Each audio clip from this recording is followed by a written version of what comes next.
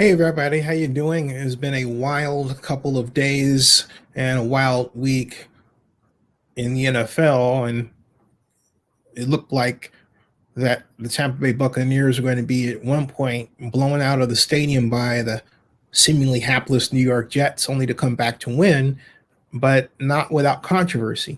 As you know now former, I guess they say, maybe not, Tampa Bay Buccaneers wide receiver Antonio Brown, who was once Raiders wide receiver for a minute but never hit the field, and then was a Patriots wide receiver for more than a minute, but then settled with the Bucs and now has a Super Bowl ring to go with his journey,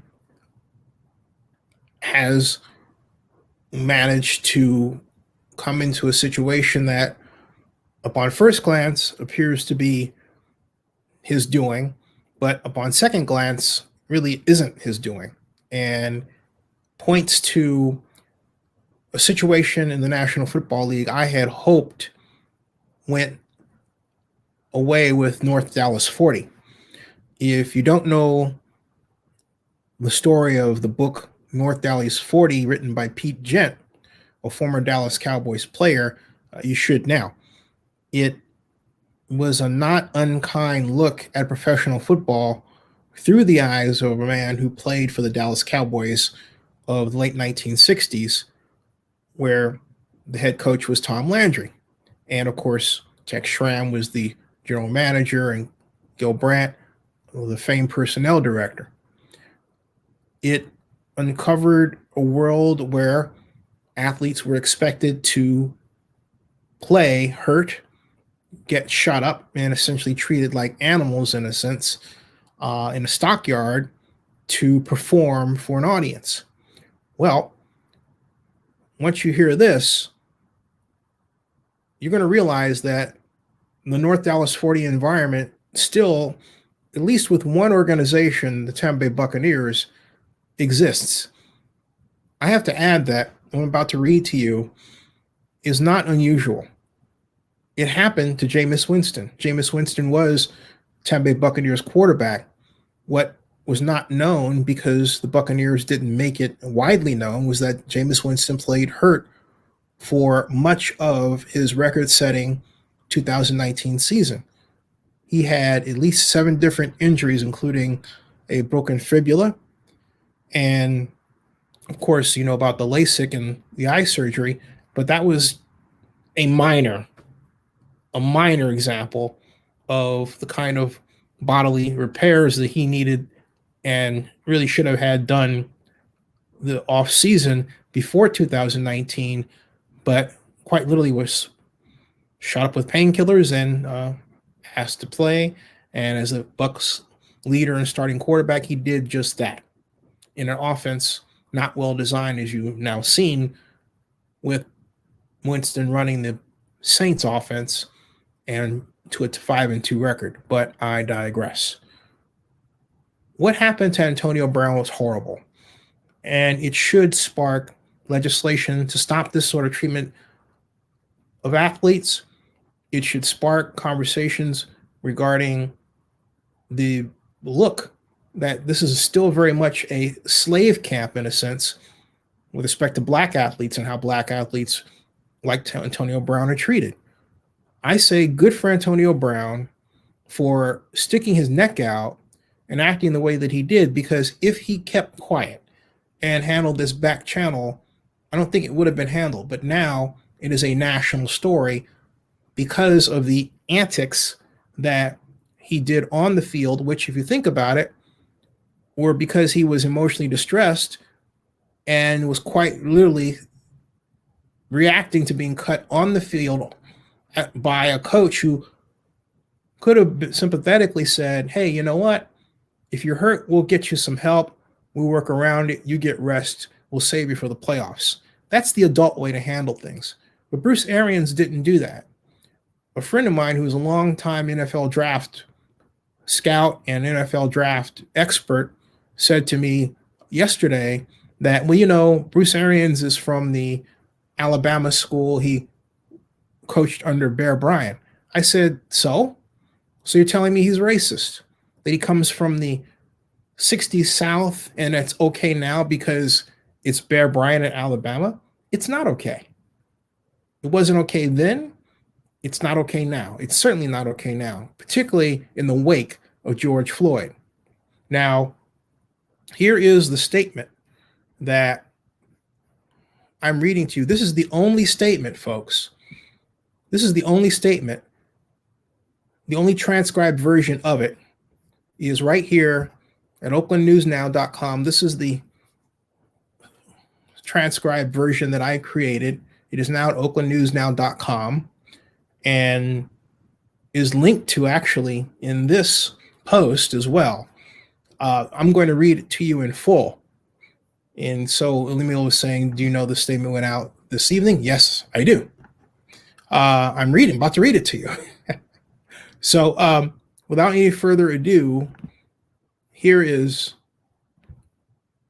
a fully transcribed statement by Antonio Brown on Bruce Arians' actions in cutting him from not playing injured. This is my author's note.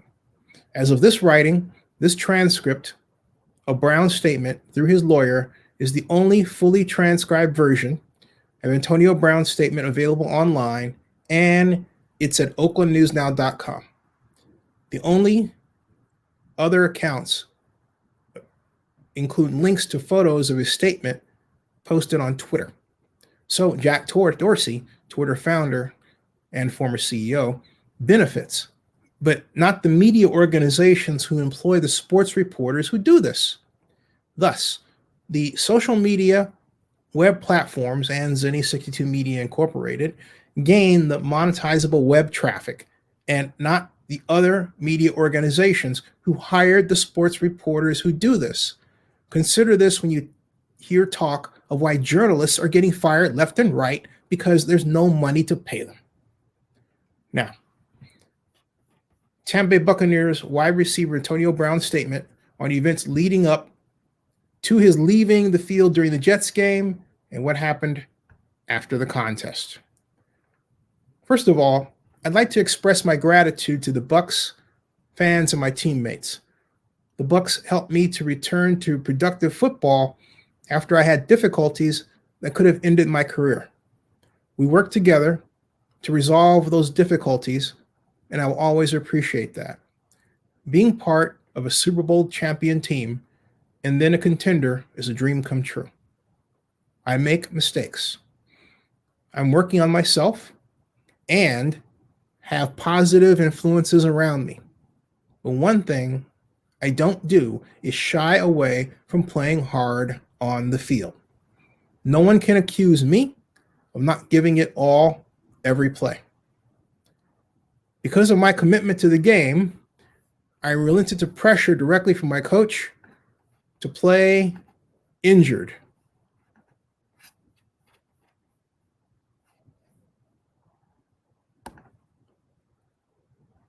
Despite the pain, I suited up.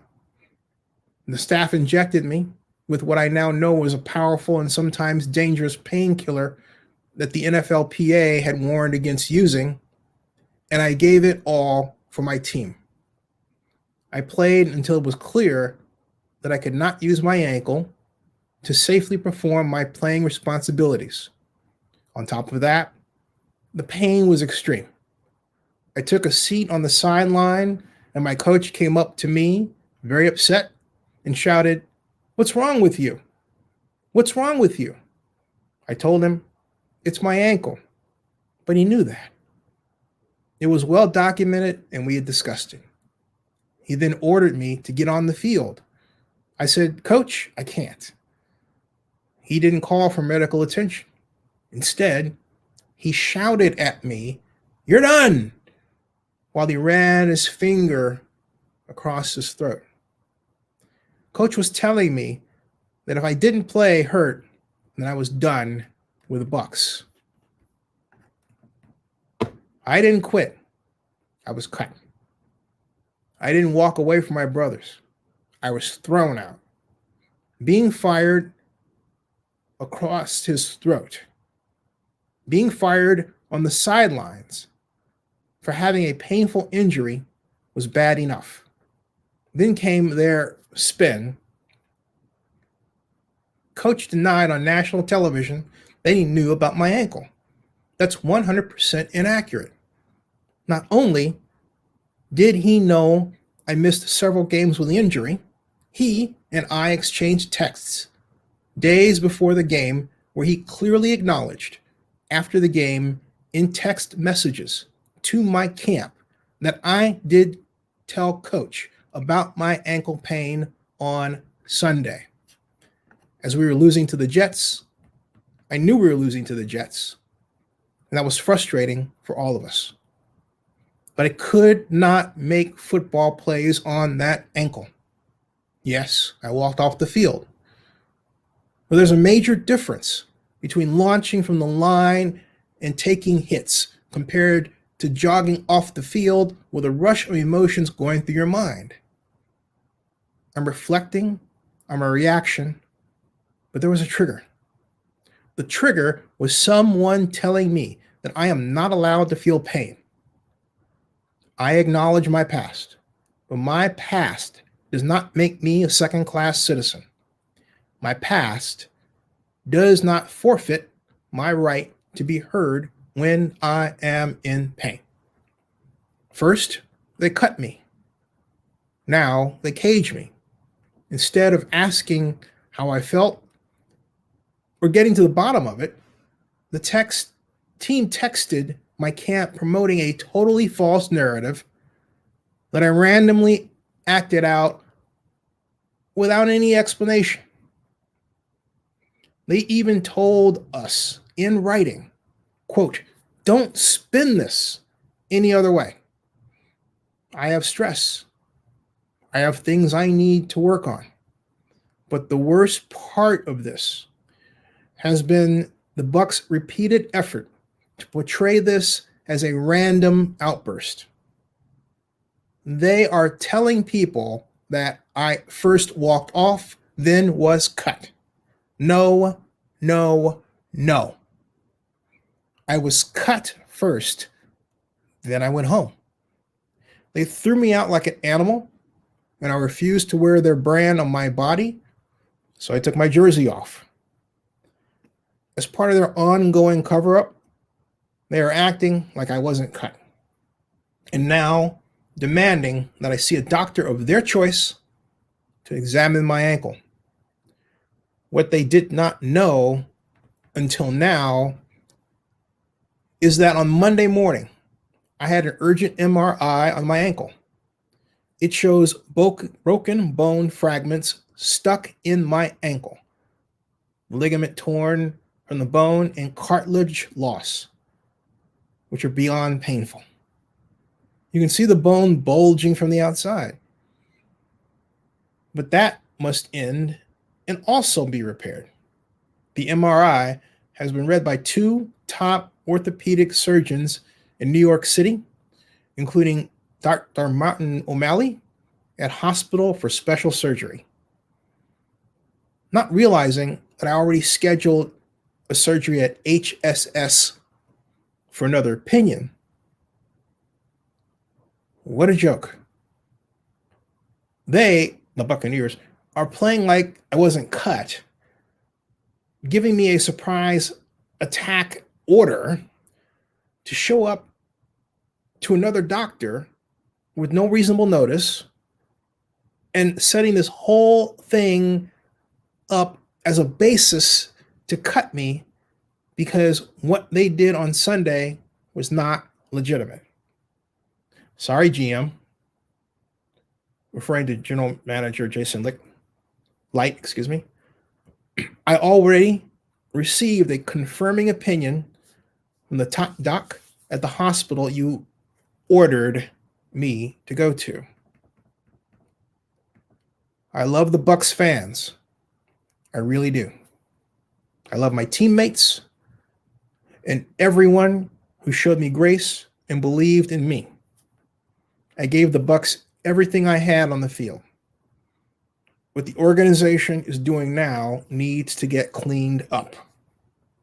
I do not understand. Now people claiming to be concerned about my mental health can do these things to me in private. Once my surgery was complete, I'll be back to 100% and looking forward to next season. Business is gonna be booming. And that is the statement. That's the statement. Let's see here. Barry says, wow, this is big. It's sad, Jack. Nice to see you, by the way. It's sad, and, you know, it feels like a criminal act done to a person. But it reminds me of accounts of how animals were treated in books like those that were written about the Chicago stockyards and what were done to animals then. It means that we have a culture where there are some people, like apparently Coach Arians, who at the end of the day see players as nothing more than animals that have to be whipped into shape, if you will, and made to in order to perform regardless of their conditions and conditioning. That's what this looks like to me. And I dare anyone to give me another idea other than the one I just expressed.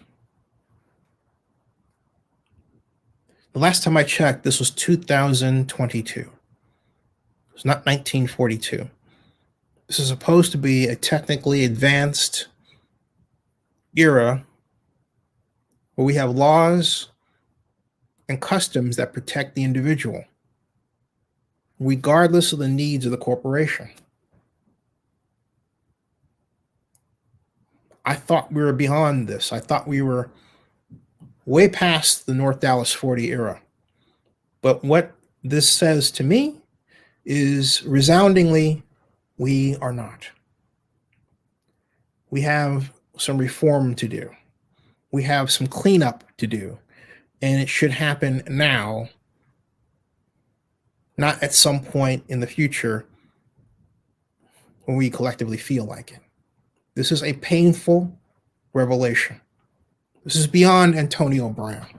This is about how athletes are treated in the United States on the playing field, like gladiators, truly like gladiators. So where one could watch the movie with Joaquin Phoenix and think, hey, you know, that kind of looks like what football was at one point. We now have to take the at one point out of our collective sentence, don't we? It's the same. Now, some would say, well, it's okay because they're paid so much money. I don't think any amount of money can replace the true feeling of freedom to know that you're loved and respected by people who employ you rather than despised and hated unless you do precisely what they say, regardless of how that is going to treat you and what it's going to do to you. No amount of money can cover up for that. None. And I say that because it's one thing for someone on the outside looking in to say that who doesn't have that bank account. But it's quite another thing for the person who's living that life to have to deal with the injuries and the head pains and the headaches and the damages that are done to their bodies and shorten their lifespans.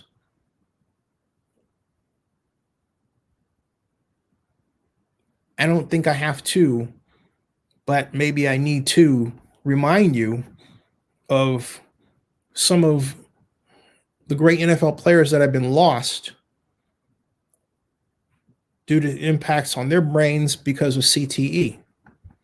like Junior Seau, who ended his life, shot himself in the chest. And I don't want to go on a road down because it's even more depressing. But that road, or I should say the gate to it, is what Antonio Brown just opened. Okay? You'll ask, what do you think the spin will be in the morning from the media after this statement? I think it's going to depend on the media. But overall, it will evolve. I'm less concerned about what an organization will say because this is out there. This is the only read version and only transcribed version of what Antonio Brown's lawyer put out. Do you realize that? I mean, that'll change. I wanted it to, because this is something that people need to be able to copy, not, read on the same Twitter source that maybe Ian put up, Ian Rappaport of NFL Network, or someone else. No. This is the old-fashioned way of doing media. You type out the text, you post it, and you read it in full, so that people, particularly those who are sightless, can hear the pain of his words, because they are painful to read. I will tell you, they are very painful to read. To have the vision that I've been trying to find, it's there somewhere, I'm sure. And Bruce Arians going up to him and doing a throat like that, like, I'm going to cut you. And I will say this: Bruce Arians is someone that I was predisposed to like a long time ago because he was described as this quarterback whisperer and all this stuff. He got lucky, because the bottom line is that he doesn't understand the Bill Walsh way of coaching quarterbacks, which is why one could explain what happened with Jameis Winston, where he could throw 33 touchdowns and then 30 interceptions. Because Bruce not only wasn't interested in a ball control passing offense, he wasn't interested in an offense that curbed interceptions. The way you do that is via timing and footwork and formation and play design. But I digress. It's very easy for me to go off in that direction because I so disliked the offense he constructed and then forced Jameis Winston to play in, literally, and then tried to make him look bad for something that Bruce Arians designed. I wrote, before anyone else would even think of it and thought it was unthinkable, that Jameis Winston would perform better in a ball control passing offense. I wrote that before the Saints came along. And then here came the Saints. And what happened? Okay? If you understand time motion studies, football is very easy to diagnose. Football plays are very easy to design. Football plays that work. But what's going on is we've been tainted mentally by broadcasters consistently talking to us as if the player designs the play or the wide receiver designs the route and how it's coached, or the coaching regimen or the training regimen, as if the player has to do all of that, when in point of fact, it's the coach and the organization that does it. That's the truth. And it's quite obviously a truth that these organizations don't want you to know, but you should know so that you can make them improve. We need laws to stop the NFL from allowing its teams to behave in this manner. And the one that I can think of, one moment, please. One moment, please.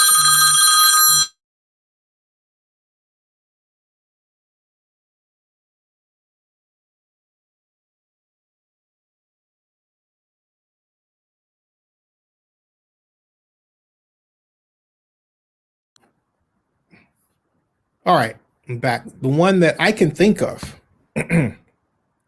is to withhold any federal funds from any organizations that engage in this kind of behavior. It doesn't matter if the funding goes to on the field activities, to stadium construction. It would also apply to municipalities that were contemplating using public money, tax increment financing. It would be a far sweeping piece of legislation.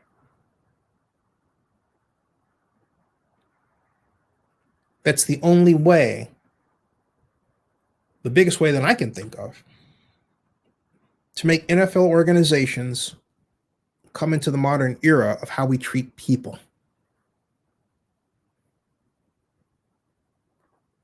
This is something that Congress must act on.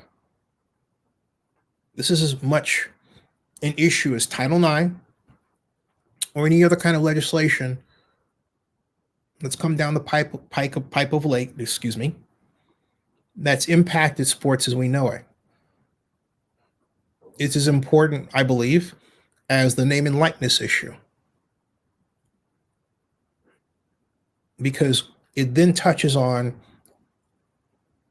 such thorny matters that have never been taken care of properly, like in particular the amount of money that goes to NFL retired players, which is still an outstanding issue. Progress has been made, no doubt, thanks to Mike Ditka and his Gridiron Greats effort, among others, but it's not far enough because, again, with all the money sloshing around that goes to athletes today, in the NFL in particular, and the NBA, it's very easy to forget that there was a time not too long ago and within my lifetime that people like Ray Chester, Oakland Raiders tight end, who should be in the NFL Hall of Fame, made far less than their counterparts like Darren Waller is about to make once he hits year 4 of, or actually once he hits the magic mark where he can actually sign a new contract as a second-year player. Yet, these gentlemen are still alive and dealing with a number of different pains that they have never been fully compensated, if compensated at all, for dealing with. That's got to change.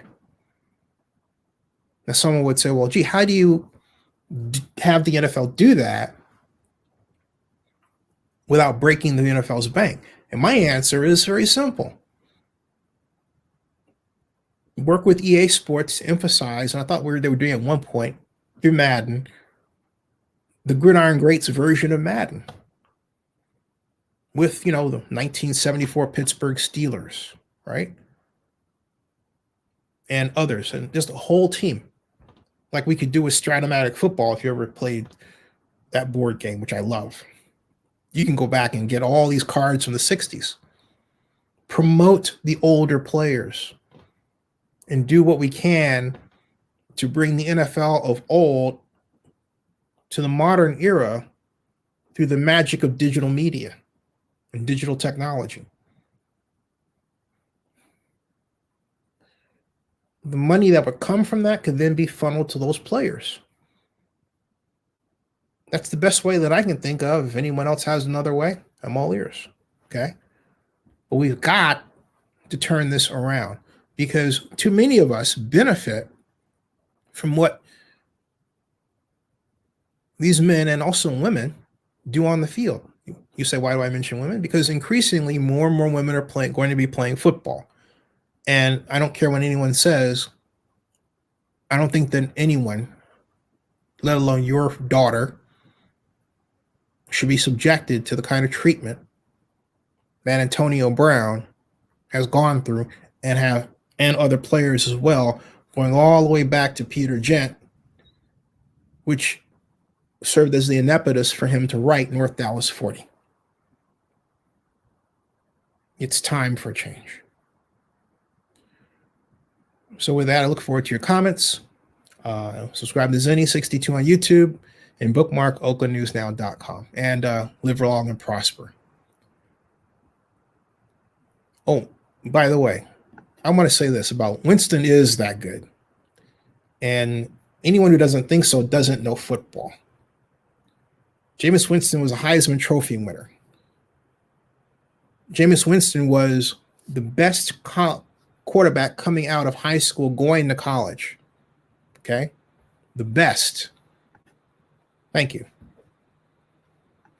Jameis Winston was in a bad offense. And if you don't know football, just admit you don't know it so that we can have a teach-in and I can teach you how to watch the game. For example, there is a video I made calling for then Buccaneers offensive coordinator Dirk Carter to be fired. Why? Because during his first year, he had Buccaneers receivers rolling into patterns. What do I mean? I mean, instead of going up and cutting one way and cutting the other to shake off the defender, and Josh Norman confirmed this when I asked him about it, the quarterback for the Washington football team at the time, and then the Carolina Panthers during the Super Bowl 50, when we talked about it. They would roll into their patterns like an out pattern. So instead of running up, say 12 yards, faking like you're going to a post and then coming out to shake the cornerback, you just sort of lazily roll into it. What would happen? Cornerback like Norman immediately sees, hey, this is an out pattern. Here comes the ball and jumps it. Picks off, pick six. That's happening. And then Winston gets blamed for it. When he's particularly as a rookie, he's only doing what the coach told him to do and designed. Okay? See, you don't know football, Frederick, so you didn't know how to recognize that. If you knew football, you'd have seen it a long time ago. Fortunately, I'm not the only person who knows this. A number of the right people do. Study football. Become a student of the game. Become a student of the game. Okay? All right? Become a student of the game, Frederick, because you're not a student of the game. And I don't need to know anything more than what you just presented to know that. Thanks, Jack. Thank you very much. Oh, and by the way,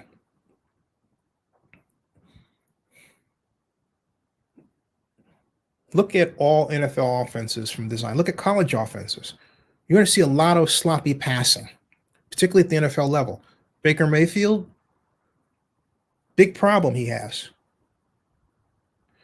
His coaches allow him to go out and throw in such a way that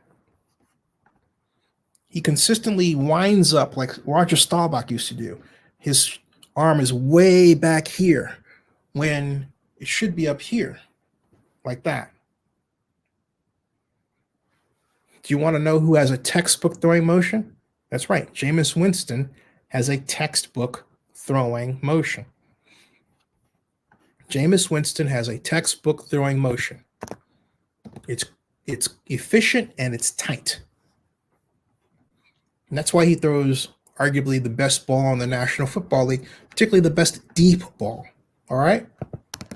But a good coach makes it absolutely certain that each quarterback that coach has understands how to throw the same way so that it doesn't matter who you stick in as quarterback. Guess what? You get the same play. Do you know who was really great at that? Bill Walsh. This is Winston. Take a look at his motion. All right? He's not throwing it back. He's got it up.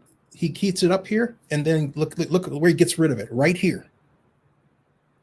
It's a quick, efficient throwing motion.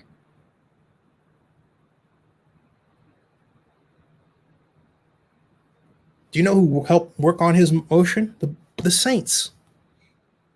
Do you know who gave him steps and dropbacks? The Saints. Do you know what he was doing with the Buccaneers? He's dropping back by yards. Frederick, it's something else you should know. When you're looking at passing offenses, and ask this question: does the quarterback use yards or steps to drop back? What do I mean? Am I dropping back? Let's say mid-range pass, 5 steps, 1, 2, 3, 4, 5, or am I doing yards? It is harder to drop back using yards and do it the same time all the time, and then keep your mind where the yard markers are at the same time you're looking at where your key is in the opposing's defense to figure out where you're supposed to throw in the play. Which gets to another issue that I have. The number of times that I've seen offensive line blocking schemes not timed to receiver depth. In other words, the amount of yards down the field they're running. The Atlanta Falcons under Dave Ragoon, who I said should have been fired in preseason, were doing it. The Chicago Bears do it with Justin Fields, who gets creamed because of the stupid play design. There is so much stupidity out there in terms of play design, it's maddening.